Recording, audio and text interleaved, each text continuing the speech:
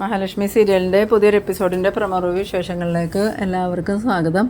അങ്ങനെ നമ്മളുടെ മഹാലക്ഷ്മി ആണെങ്കിൽ കരുണാലയത്തിലേക്ക് ചെല്ലണ സമയത്ത് അവിടെ പ്രതാപിൻ്റെ അമ്മയും മഹാലക്ഷ്മിയെ കണ്ടിട്ട് കണ്ണൻ്റെ കാറാണല്ലോ, ഇനി അവൻ എന്തിനാ അങ്ങോട്ട് വന്നതെന്ന് ചോദിച്ച് എഴുന്നേക്കുന്ന സമയത്ത് കാറിൽ നിന്നും ഇറങ്ങണ മഹാലക്ഷ്മിയെ കണ്ടിട്ട് പ്രതാപൻ പറയുന്നുണ്ട്, അത് കണ്ണനല്ല അവളെന്തിനാ ഇനിയിപ്പോൾ ഇങ്ങോട്ട് വന്നേക്കണേ, ഇന്നലെ വന്നിട്ട് പോയല്ലേ ഉള്ളൂ എന്ന് ചോദിക്കുമ്പം അറിയില്ലല്ലോ അമ്മേ, എന്തായാലും വന്നേ നമുക്ക് നോക്കാമെന്ന് പറഞ്ഞ് പ്രതാപൻ്റെ അമ്മയും അങ്ങോട്ട് ചെല്ലുമ്പം മഹാലക്ഷ്മി നല്ല ദേഷ്യത്തിൽ തന്നെയാണ് വന്നെ. അപ്പോൾ പ്രതാപൻ്റെ അമ്മ പറയുന്നുണ്ട്, അവളുടെ വരവ് കണ്ടിട്ട് വരവ് അത്ര പന്തിയല്ലല്ലോടാ, രണ്ടും കൽപ്പിച്ച് വരും പോലെയല്ലോ അവൾ പറഞ്ഞത്, ഇനി അവൾക്ക് എന്തെങ്കിലും സത്യങ്ങൾ മനസ്സിലായി കാണുമോ എന്ന് ചോദിക്കുമ്പം പ്രതാപൻ പറയുന്നുണ്ട്, പിന്നെ മനസ്സിലാവാണ്ടിരിക്കുമോ, ആ മാർക്കോ അറിഞ്ഞ സ്ഥിതിക്ക് അവൻ എന്തായാലും അവളെ വിളിച്ച് പറഞ്ഞിട്ടുണ്ടാവും, അത് ചോദിക്കാൻ വേണ്ടിയിട്ടായിരിക്കും അവൾ ഇങ്ങോട്ട് വന്നെ, എന്തായാലും നമ്മളത് സമ്മതിച്ച് കൊടുക്കരുത് കേട്ടോ അമ്മയെന്ന്. ആ സമയത്ത് പ്രതാപൻ്റെ അമ്മ പറയുന്നുണ്ട്, അത് നീ പറഞ്ഞിട്ട് വേണോടാന്ന് ചോദിച്ച് ഇറങ്ങി ചെല്ലുന്നുണ്ട്.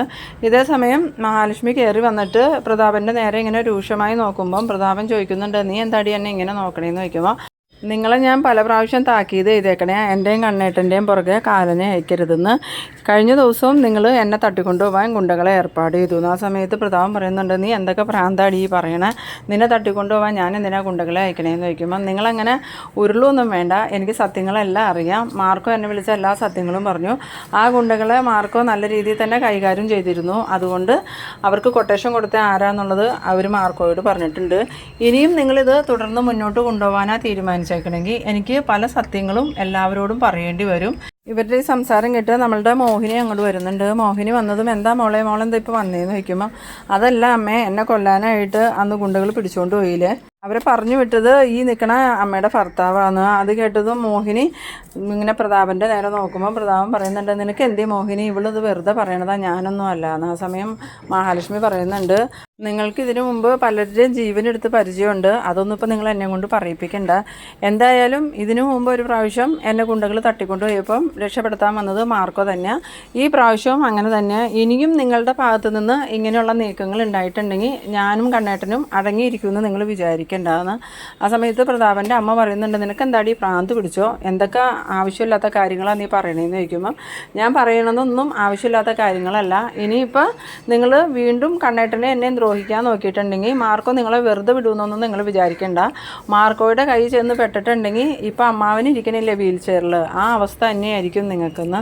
ആ സമയത്ത് പ്രതാപൻ പറയുന്നുണ്ട്, നീ ആവശ്യമില്ലാത്ത വർത്തമാനങ്ങൾ പറയാതെ ഒന്ന് പോയെന്ന് പറയുമ്പം, ഞാൻ പോകാൻ തന്നെ വന്നേ, അല്ലാതെ ഇവിടെ താമസിക്കാൻ വന്നതൊന്നുമല്ല, എന്തായാലും നിങ്ങളുടെ മകൻ്റെ തോന്നിയാസങ്ങൾക്കെല്ലാം നിങ്ങൾ സപ്പോർട്ട് ചെയ്യണത് മകനൊക്കെ അത്ര നല്ലതിനൊന്നുമല്ല, അതുകൊണ്ട് ഇനിയെങ്കിലും മകനോട് നേരായ വഴിക്ക് നടക്കാനൊന്നും ഉപദേശിക്കുന്നു. ആ സമയത്ത് പ്രതാപൻ്റെ അമ്മ പറയുന്നുണ്ട്, നീ എന്തൊക്കെ തോന്നിയാസം അടി ഇവിടെ നിന്ന് പറയണേ, ഇനിയും നീ ഇതുപോലെ വിളിച്ച് പറഞ്ഞിട്ടുണ്ടെങ്കിൽ നിൻ്റെ കർണ അടിച്ച് ഞാൻ പുകയ്ക്കൂട്ടു എന്ന് പറയുമ്പം മഹാലക്ഷ്മി പറയുന്നുണ്ട്, ഒരിക്കലും നിങ്ങൾക്ക് എൻ്റെ ദേഹത്ത് കൈ വയ്ക്കാൻ പറ്റില്ല, കൈ വെച്ചിട്ടുണ്ടെങ്കിൽ പിന്നെ നിങ്ങളുടെ ആ കൈ അതേ രീതിയിൽ തന്നെ ഉണ്ടാവുകയില്ല, എന്തായാലും എന്നെ തട്ടിക്കൊണ്ടുപോയി കൊന്നുകളയാൻ ഗുണ്ടകൾക്ക് കൊട്ടേഷൻ കൊടുത്തത് ഇയാളാന്നുള്ള കാര്യത്തിൽ വ്യക്തമായ തെളിവ് ഞങ്ങൾക്ക് കിട്ടിയിട്ടുണ്ട്.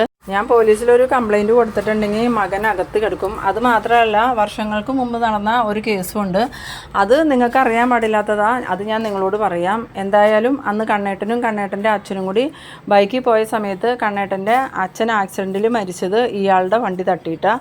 അതെന്താടി നീ പറയണേ, ഇവനെങ്ങനെയാണ് അവരുടെ വണ്ടിയിൽ തട്ടണേന്ന് ചോദിക്കുമ്പം, അതൊന്നും എനിക്കറിയില്ല, എന്തായാലും ഇയാളുടെ വണ്ടി വെച്ച് കണ്ണേട്ടനെ അച്ഛനെ ഇടിച്ച് തെറിപ്പിക്കുന്നത് ഞാൻ എൻ്റെ 2 കണ്ണുകൊണ്ട് കണ്ടതാണ്, അതിൻ്റെ ദൃക്സാക്ഷിയാണ് ഞാൻ. അതുകൊണ്ട് ഇനിയും ഇയാൾ ഇതുപോലത്തെ പ്രവൃത്തിയായിട്ട് മുന്നോട്ട് പോയിട്ടുണ്ടെങ്കിൽ കരുണയുടെ ജീവിതം എന്താവുന്നൊന്നും എനിക്ക് പറയാൻ പറ്റില്ല.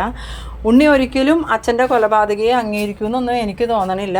ഇപ്പോൾ സ്വത്തിന് വേണ്ടി കണ്ണേട്ടനെയും എന്നെയും കൊല്ലാൻ നടക്കുന്നുണ്ടെങ്കിലും സ്വന്തം അച്ഛനെ കൊന്ന ആളുടെ മകളെ ഉണ്ണി ഭാര്യയായിട്ട് എത്ര കാലം വീട്ടിൽ നിർത്തുമെന്നും എനിക്കറിയില്ല. അതുകൊണ്ട് ഇനിയെങ്കിലും അടങ്ങി ഒതുങ്ങി ജീവിക്കുകയാണെങ്കിൽ അതാണ് നിങ്ങൾക്ക് നല്ലതെന്ന്. അത് കേട്ടത് നമ്മളുടെ പ്രതാപൻ്റെ അമ്മയാണെങ്കിൽ ആകെ ഷോക്കായി പോകുന്നുണ്ട്. എന്നിട്ട് എന്താണെന്നുള്ള മട്ടിൽ പ്രതാപൻ്റെ നേരെ നോക്കുമ്പം പ്രതാപൻ പറയുന്നുണ്ട്, അമ്മയ്ക്ക് എന്ത് ചെയ്യും, അവൾ ചുമ്മാ പറയണേന്ന് പറയുമ്പോൾ തന്നെ പ്രതാപൻ്റെ അമ്മയ്ക്ക് ഏകദേശം കാര്യങ്ങൾ മനസ്സിലാവുന്നുണ്ട്, ഇവൻ തന്നെയാണ് ആ കണ്ണൻ്റെ അച്ഛനെ വണ്ടി ഇടിപ്പിച്ച് കൊന്നേന്ന്. ആ സമയത്ത് മോഹിനി പറയുന്നുണ്ട്, മോള് വെറുതെ പറയണതൊന്നുമല്ല, അത് സത്യമായ കാര്യം തന്നെയാണ്. ഇപ്പോഴും കണ്ണൻ ആ ഒരു ലോറി ഡ്രൈവറെ അന്വേഷിച്ച് തന്നെയാണ് നടക്കണേ. ലോറി ഡ്രൈവറെ കൈ കിട്ടിയിട്ടുണ്ടെങ്കിൽ കണ്ണൻ അയാളെ ജീവനോടെ വെച്ചേക്കുന്നൊന്നും നിങ്ങൾ വിചാരിക്കേണ്ടതാണ്. അത് കേട്ടതും പ്രതാപനാണെങ്കിൽ വല്ലാണ്ട് ഷോക്കാവുന്നുണ്ട്. എന്നിട്ട് പ്രതാപൻ പറയുന്നുണ്ട്, നീ ചുമ്മാ ആവശ്യമില്ലാത്ത കാര്യങ്ങളൊന്നും ഉണ്ണിയോടും കണ്ണനോടൊന്നും പറഞ്ഞ് എൻ്റെ മോളുടെ ജീവിതം തകർക്കരുത് കേട്ടോ എന്ന്.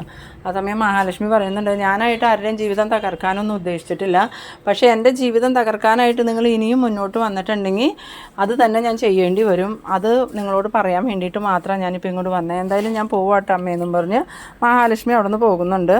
പിന്നീട് കാണിക്കുന്നത് നമ്മളുടെ ദുർഗേനെയും കരുണേനെയാണ്. കരുണയാണെങ്കിൽ ഇങ്ങനെ ആകെ ദേഷ്യത്തോടു കൂടി ഇരിക്കുകയാണ്.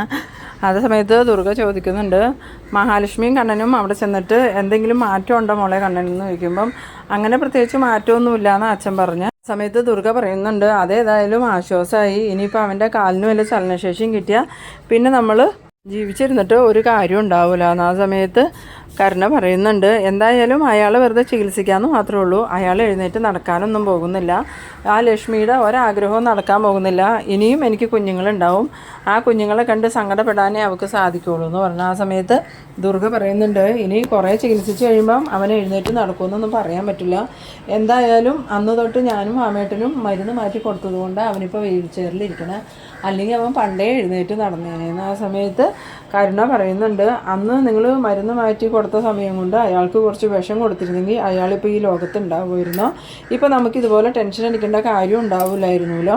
അവരിങ്ങനെ സംസാരിച്ചുകൊണ്ട് നിൽക്കുന്ന സമയത്ത് നമ്മളുടെ കണ്ണനും മഹാലക്ഷ്മിയും അങ്ങോട്ട് വരുന്നുണ്ട്. അവരെ കണ്ടതും കരുണയുടെയും ദുർഗയുടെയും ഒക്കെ മുഖം മാറുന്നുണ്ടെങ്കിലും നമ്മളുടെ കരുണയാണെങ്കിൽ ശ്രദ്ധിക്കുന്നത് മൊത്തം കണ്ണൻ്റെ കാലുകളിലേക്ക് തന്നെയാണ്. ആ നോട്ടം കണ്ണനും മഹാലക്ഷ്മിയും ശ്രദ്ധിക്കുന്നുമുണ്ട്.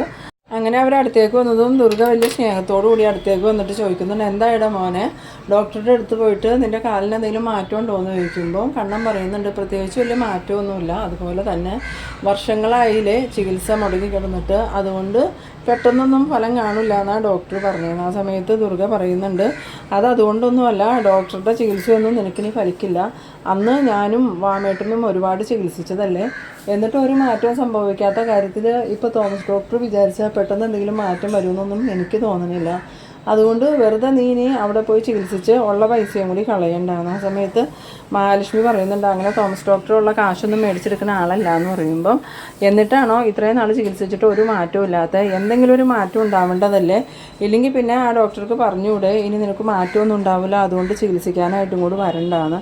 ആ സമയം കണ്ണൻ പറയുന്നുണ്ട്, എന്തായാലും അമ്മയുടെ പൈസയ്ക്കൊന്നും അല്ലല്ലോ ഞാൻ ചികിത്സിക്കാൻ പോണത്, ഞാൻ കഷ്ടപ്പെട്ടുണ്ടാക്കിയ കാശിനല്ലേ, അതോർത്ത് അമ്മ വിഷമിക്കുമൊന്നും വേണ്ട, എന്തായാലും ഞാൻ എഴുന്നേറ്റ് നടക്കണം എന്നുള്ള ആഗ്രഹം കൊണ്ടൊന്നും അല്ലല്ലോ അമ്മ പറയണത്, ഞാൻ ഒരിക്കലും എഴുന്നേറ്റ് നടക്കരുതെന്ന് തന്നെയല്ലേ അമ്മയുടെ ആഗ്രഹം എന്ന്. ഈ സമയത്ത് കരുണയാണെങ്കിൽ മനസ്സിൽ വിചാരിക്കുന്നുണ്ട്, അതേടോ ഇയാൾ ഒരിക്കലും എഴുന്നേറ്റ് നടക്കരുതെന്ന് തന്നെയാണ് ഞങ്ങളുടെ ആഗ്രഹം, ഇനിയെങ്ങാനും ഇയാളുടെ കാലുകൾക്ക് ചലനം കിട്ടിക്കഴിഞ്ഞാൽ ആ ചലനം ഇല്ലാണ്ടാക്കാനും ഞങ്ങൾ നോക്കുന്നൊക്കെ ഇങ്ങനെ മനസ്സിൽ വിചാരിക്കുന്നുണ്ട്. എന്നിട്ട് കണ്ണനോട് പറയുന്നുണ്ട്, നിങ്ങൾക്ക് എഴുന്നേറ്റ് നടക്കാൻ പറ്റാത്തത് ഞങ്ങളുടെ കുറ്റം കൊണ്ട് അമ്മയുടെ കുറ്റം കൊണ്ടൊന്നും അല്ലല്ലോ, വെറുതെ അമ്മയെ കുറ്റപ്പെടുത്തണേ എന്തിനാന്ന് ചോദിക്കുമ്പം മഹാലക്ഷ്മി പറയുന്നുണ്ട്, ഞാൻ നിന്നോടൊരു കാര്യം ചോദിക്കണമെന്ന് കരുതി തന്നെയാണ് വന്നത്, എന്നെ കൊല്ലാനായിട്ട് നിൻ്റെ അച്ഛനും മുത്തശ്ശിയും ചേർന്ന് ഗുണ്ടകളെ അയച്ച വിവരം നീ അറിഞ്ഞില്ലേ എന്ന് ചോദിക്കുന്നു. ആ സമയത്ത് കരുണ പറയുന്നുണ്ട്, ഞാൻ അറിയണേ എങ്ങനെയാണെന്ന് ചോദിക്കുമ്പോൾ, നിൻ്റെ അച്ഛനും മുത്തശ്ശിയും എന്ത് കാര്യം ചെയ്താലും അത് നിൻ്റെ അറിവോടുകൂടി മാത്രമേ അവർ ചെയ്യുള്ളൂ, അവരെന്ത് ചെയ്യാൻ പോവുകയാണെങ്കിലും അത് അവർ നിന്നോട് പറയുകയും ചെയ്യും, അതുകൊണ്ട് തന്നെ നീ ഇത് അറിഞ്ഞിട്ടുണ്ട്, ആ കാര്യത്തിൽ എനിക്കൊരു സംശയമില്ല, അതുകൊണ്ട് തന്നെ ഞാനിനി തിരിച്ചു വരില്ല എന്നോർത്ത് നീ സന്തോഷിച്ചിരിക്കുമായിരുന്നു, എന്തായാലും ആ ഗുണ്ടകളിൽ നിന്നും മാർക്കോ എന്നെ രക്ഷപ്പെടുത്തി, ഇനിയും നിൻ്റെ അച്ഛൻ്റെ ഭാഗത്തു നിന്ന് ഇങ്ങനെ ഒരു നീക്കം ഉണ്ടായിട്ടുണ്ടെങ്കിൽ പിന്നെ നിൻ്റെ ജീവിതം എന്താവുമെന്ന് നിനക്ക് സ്വപ്നം കാണാൻ പോലും പറ്റില്ല എന്ന്. ആ സമയത്ത് കരുണ ചോദിക്കുന്നുണ്ട്, നീ എന്നെ എന്ത് ചെയ്യുമെന്നാണ് പറയണേന്ന്. അപ്പോൾ കണ്ണൻ പറയുന്നുണ്ട്, അയാൾ നിന്നെ ഒന്നും ചെയ്യൂന്നല്ല പറഞ്ഞ, അയാൾ ചില കാര്യങ്ങൾ പറഞ്ഞു കഴിയുമ്പം നിൻ്റെ ജീവിതം അതോടുകൂടി തകരുമെന്ന് അയാൾ പറഞ്ഞ, എന്തായാലും നീ അറിയാതെ അയാളും അയാളുടെ അമ്മയും കൂടി ഇയാളെ തട്ടിക്കൊണ്ട് പോകാനുള്ള പ്ലാനൊന്നും നടത്തൂല, എന്നെ തട്ടിക്കൊണ്ട് പോയതിൽ നിനക്കും പങ്കുണ്ട്, അതുപോലെ ഇവിടെയുള്ള അമ്മയ്ക്കും ഉണ്ണിക്കൊക്കെ അതിൽ പങ്കുണ്ടെന്ന് പറഞ്ഞു. അത് കേട്ടതും ദുർഗയാണെങ്കിൽ ഇങ്ങനെ തല കുനിച്ച് നിൽക്കുകയാണ്. ദുർഗയ്ക്ക് ഈ മഹാലക്ഷ്മിയോട് എന്ത് മറുപടി പറയണമെന്ന് അറിയില്ല. എന്നിട്ട് കണ്ണൻ പറയുന്നുണ്ട്, ഇപ്പോൾ പല പ്രാവശ്യമായി ഇയാളെയും എന്നെയും അപായപ്പെടുത്താനായിട്ട് നിൻ്റെ അച്ഛനും മുത്തശ്ശിയും അതുപോലെ ആ മേഹനും അമ്മാവനൊക്കെ ശ്രമിക്കണു. അമ്മാവനാണെങ്കിൽ ഇപ്പോൾ വീൽ ചെയറിലായി, മേഹനാണെങ്കിൽ ജയിലിലുമായി, ഇനിയിപ്പോൾ അധികം വൈകാതെ തന്നെ നിൻ്റെ അച്ഛനും മുത്തശ്ശിക്കും ജയിലിൽ പോയി കിടക്കാം. എന്തായാലും ഞാനൊരു കേസ് ഫയൽ ചെയ്യാൻ പോകുന്നുണ്ട്, അത് മഹാലക്ഷ്മിയെ തട്ടിക്കൊണ്ടു പോയതിന് മാത്രമല്ല, നിൻ്റെ കുഞ്ഞ് അന്ന് നഷ്ടപ്പെട്ടു പോയില്ലേ, അത് ഞങ്ങൾ പായസത്തിൽ വിഷം കലർത്തി വെച്ചിട്ടാണ് നിൻ്റെ കുഞ്ഞ് പോയെന്നാണ് ഇപ്പോഴും നിൻ്റെ അച്ഛനും മുത്തശ്ശിയും പറയണേ, അതുകൊണ്ട് അത് അങ്ങനെയല്ല എന്ന് തെളിയിക്കേണ്ട ഉത്തരവാദിത്വം ഞങ്ങൾക്കുണ്ട്, അതുകൊണ്ട് ഞങ്ങൾ നാളെ തന്നെ സ്റ്റേഷനിൽ പോയി ഒരു കേസ് ഫയൽ ചെയ്യാൻ പോവുക, അവർ കണ്ടുപിടിക്കട്ടെ പായസത്തിൽ വിഷം ചേർത്തത് ആരാന്നും ആ വിഷം എവിടെ നിന്നാണ് കിട്ടിയെന്നും. ഞങ്ങൾക്ക് നല്ല ഉറപ്പുണ്ട് നീയും നിൻ്റെ അച്ഛനും മുത്തശ്ശിയും കൂടിയാണ് ആ പായസത്തിൽ വിഷം ചേർത്തതെന്ന്. അതുകൊണ്ട് തന്നെ ഞാനിനി അത് തെളിയിച്ചിട്ടേ പിന്നോട്ട് മാറണുള്ളൂ. ഇപ്പം തന്നെ പോലീസ് സ്റ്റേഷനിൽ വിളിച്ച് ഞാൻ വിവരങ്ങൾ പറയാമെന്ന്. ഇത് കേട്ടതും കരുണയും അതുപോലെ ഉണ്ണിയും ദുർഗയൊക്കെ ആകെ ഷോക്കായി നിൽക്കുന്നുണ്ട്. കാരണം ഇവരിനിപ്പോൾ കേസ് കൊടുത്ത് പോലീസ് അന്വേഷണമൊക്കെ വന്നിട്ടുണ്ടെങ്കിൽ എന്തായാലും ഈ കരുണ തന്നെയാണ് പായസത്തിൽ വിഷം ചേർത്ത് മഹാലക്ഷ്മിനെ കൊല്ലാൻ നോക്കിയതെന്നും ആ പായസം അറിയാതെ കരുണ തന്നെ കുടിച്ചതുകൊണ്ടാണ് കരുണയുടെ കുഞ്ഞ് പോയതെന്നൊക്കെ പോലീസിന് മനസ്സിലാവും. അതോടുകൂടി പ്രതാപനും പ്രതാപൻ്റെ അമ്മയും കൂടെ വേണമെങ്കിൽ കരുണയും ജയിലിലാവും എന്നുള്ളൊരു പേടിയൊക്കെ ഇവർക്ക് തോന്നുന്നുണ്ട്. ആ ഒരു ഇതിലാണ് ഈ എപ്പിസോഡ് അവസാനിക്കുന്നത്. അപ്പോൾ നിങ്ങളെൻ്റെ വീഡിയോ ആദ്യമായി കാണുന്നവരാണെങ്കിൽ ചാനലൊന്ന് സബ്സ്ക്രൈബ് ചെയ്യാനും ഇഷ്ടമായ ലൈക്ക് ചെയ്യാനും ഷെയർ ചെയ്യാനും മറക്കരുത്. അപ്പോൾ ഇതുപോലെ ഇൻട്രസ്റ്റിംഗ് ആയിട്ടുള്ള അടുത്തൊരു എപ്പിസോഡുമായി നമുക്ക് വീണ്ടും കാണാം. അതുവരേക്കും ബൈ ബൈ.